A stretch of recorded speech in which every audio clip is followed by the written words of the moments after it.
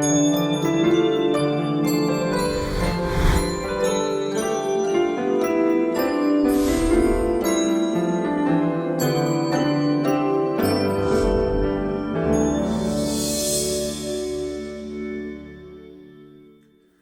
is no real storyline to summarize Animaniacs. The best way is to describe it, which is that it's a variety show and has various cartoons within a half hour to, fill in that half hour, but with enriched stories and characters. And to start off, there's the Warner siblings, Yakko, Wacko, and Dot, who basically escape out of the water tower every episode to run amok the Warner Brothers lot and maybe the whole world. There's Pinky and the Brain. They both want to rule the universe, and their plans get thwarted every time. There's Rita and Runt. Rita and Runt are stray cat and dog who are trying to look for a home and sing songs along the way. Mindy and Buttons. Mindy is a little girl that gets out of her backyard and gets into trouble, and Buttons the dog tries desperately to keep her safe at all times, and he keeps getting hurt and blamed for everything. And of course there's Scrappy and Slappy Squirrel. Slappy is a retired old cartoon actress who is taking care of her nephew. Then there is the Goodfeathers, which is a kid-friendly version of the Goodfellas and Godfather, but they're pigeons. And then there's also these little tiny bit of segments as well that kind of like filler in. There's the Mime Time, Good Idea, Bad Idea, and Kitty Kaboom, which is a teenager that goes through overreacts because of, teenage angst to every little situation. And that's just basically just a description. Every once in a while they have these cute little non-main storyline stories. Like there's a story about a little light of flame on a candle. There's a couple stories like that. It's just all from the point of view of this flame, and this flame witnesses historical moments. Like the first time we see the flame is the Declaration of Independence being written, and there's sometimes some other stories like one of the recent ones I saw, which was kind of cute, was a bird in a cage and a bird that's on a cuckoo clock, a fake wooden bird that's in love with this bird in the cage, and the cuckoo clock bird tries to desperately try and get into the cage. So sometimes they have some random ones, but most of the time it's the main ones with the Warner siblings, Pinky and the Brain, Runt and Mindy, Runt and Rita, Skippy and Slappy, and Buttons and Mindy and the Goodfeathers. It's mostly just those ones, but every once in a while they throw in something different. But that's just the basic description of the show. Now, what's in them is actually quite fun and enjoyable. I used to watch the show when it first aired. I mainly remember watching the first 2 seasons at most, maybe 3, and maybe seeing a couple other episodes here and there. But I never saw the whole show in its entirety. And watching it as a kid, you laughed at it because it was a funny kids show. I mean, it was silly, it was kooky, it was different, it was funny, and also it was cartoony. I mean, the animation was just superb. But as an adult watching it, holy hell. I don't remember being that many adult humor jokes. There were a ton of adult humor jokes. And I'm not just talking about the sexually suggestive ones or the ones that are just inappropriate for kids, but actually like adult jokes, like Hollywood industry talk. The Animaniacs parodies the industry of Hollywood many times. I mean many times. And they make fun of even Variety Magazine. There's a song about Variety Magazine in one of the episodes.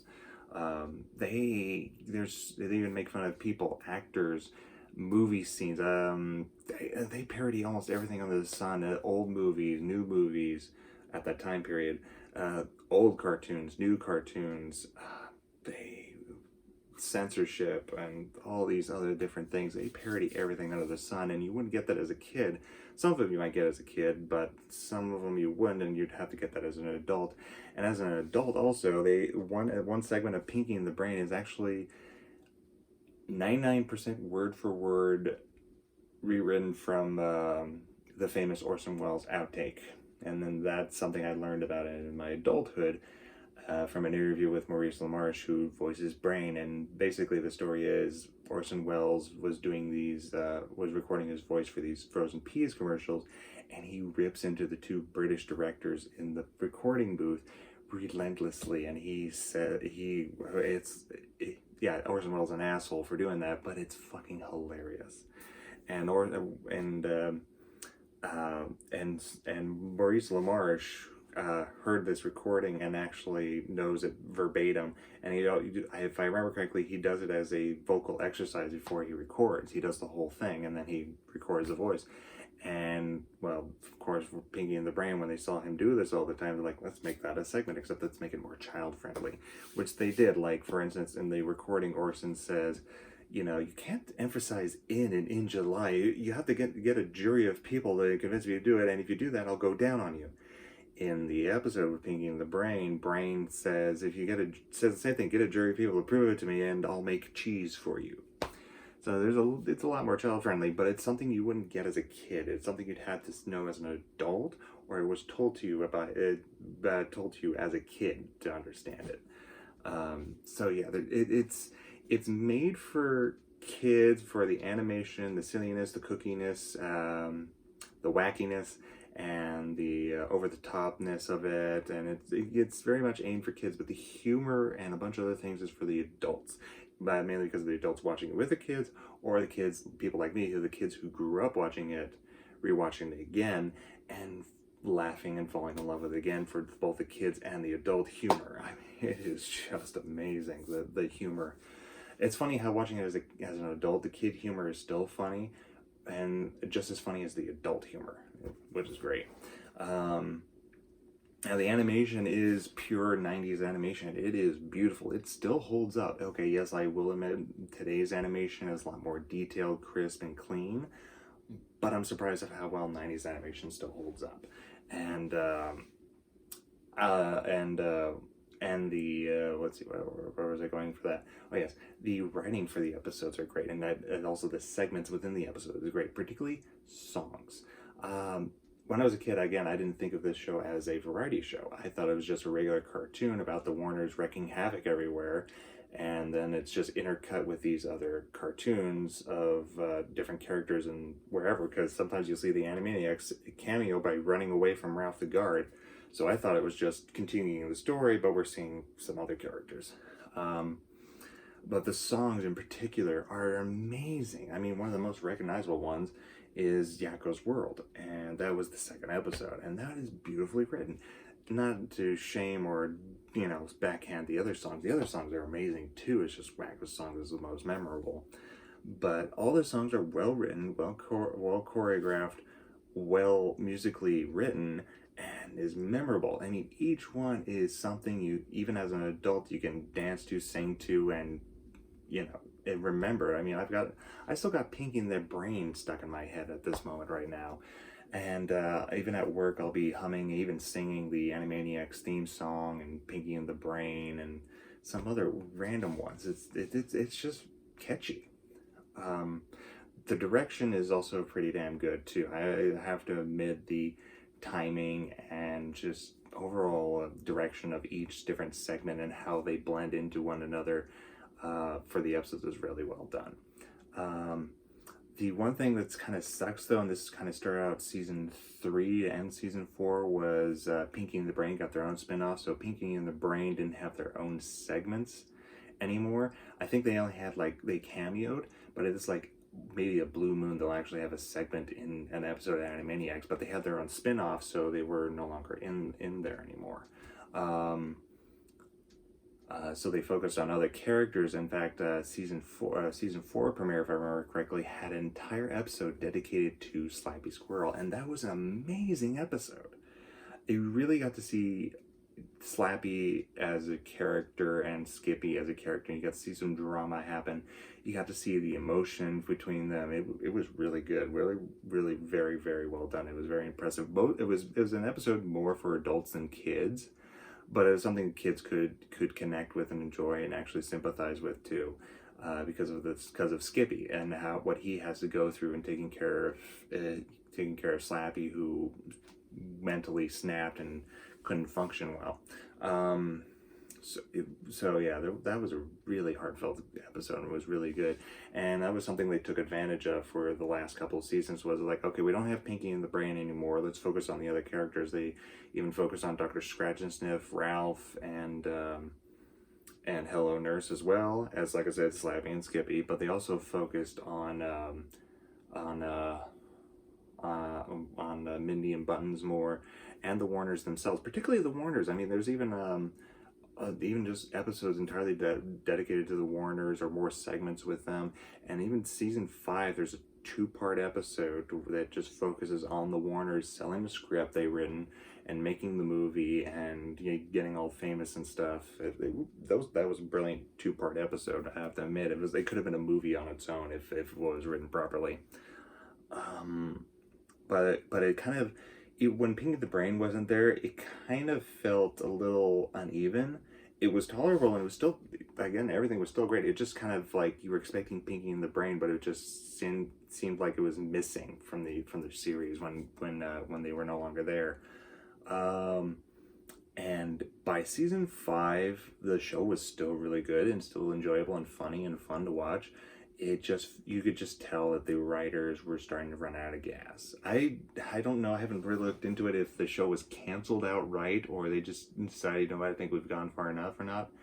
But you could tell they needed to stop, because if they went on with season 6 and onwards, it just would have gotten steadily worse and worse. And I don't, even though they had the one final segment with Pinky in the Brain towards the end of the show, which was a fun episode. It was kind of a parody of the Magician's Apprentice from Mickey Mouse, Fantasia, which was pretty cool.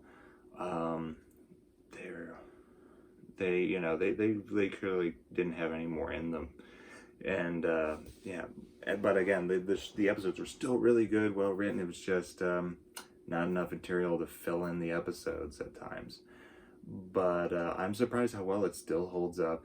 It was, to many, it was their first fourth breaking wall show. To me, it was not, because I'm used to watching movies like Mel Brooks movies and the movie Airplane, where they break, well, more than 4 walls, but they kind of show that it's a movie they're in,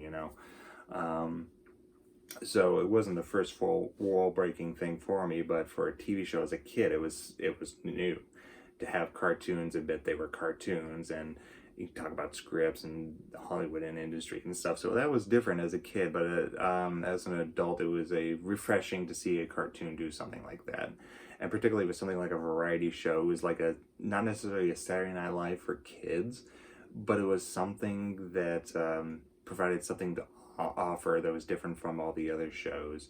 It gave you more characters. It gave you not necessarily a whole universe, but something that loosely connected stories that were set in the same environment, basically. And it still holds up. I'm surprised, like I said, I'm surprised at how well the humor still holds up. I mean, every episode I was laughing both at the kids' jokes and the adult jokes. The songs are still good. The writing is pretty damn well. The voice actors are amazing. The jokes at Hollywood are funny. I mean, nothing about this show is really, really bad. It just, at times, towards the end, it just felt off kilter because they took out Pinky in the Brain, and you can tell that they were running out of material towards the end. Other than that, it was just a beautiful, amazing show, and I'm excited to see the reboot coming actually literally this Friday, November 20th. So I'm really excited to see it, and by the looks of the trailers, it looks amazing. I mean, the Jurassic Park clip itself was just so joyful to watch. I mean, I was not only laughing at how well they parodied Jurassic Park, but just how well it looked, and it looked very much like the spirit hasn't been gone, like it was just given new life, like Spielberg says in the clip. I reanimated them. That's what it felt like. They were reanimated, that they came back to life, from being dead for 22 years. And then seeing the actual trailer itself, and seeing, mainly just the Warners and Pinky in the Brain. I don't know if there's going to be any more segments yet, but it looks like they're back in their game, even without having to wait for like another year for them to be good. Like, it looks like this new season, these new 13 episodes that are coming on the 20th, it looks like that they're back in their game. They, they got it right away.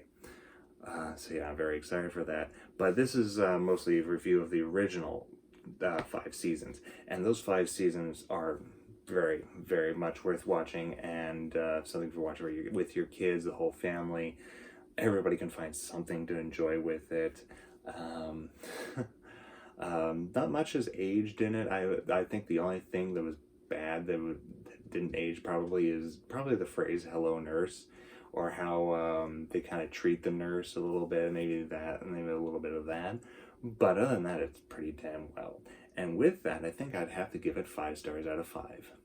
I don't see anything to make me give it like 4 or 3 stars. I mean, again, this is one of those shows that appeared during the 90s animation boom. Where they even tried new things, did things differently, and it actually saved this Tiny Toons, Batman the Animated Series, and Pinky and the Brain shows really saved the Warner Brothers animation department, and also just animation in general. Because I don't think we would have had many of the animated shows, both kids or adults nowadays. It wasn't for something like this. It was like, oh yeah, we can do that type of animation for both kids and adults. Or, well, of course we had animated shows like The Simpsons for adults, but nothing that was really, that didn't try to do something different with the animation. It wasn't commercial in a sense. So yeah. I think that's all I pretty much have to say. So thank you for watching, and I hope to see you next time. And this November 20th, Animaniacs returns only on Hulu. Thank you.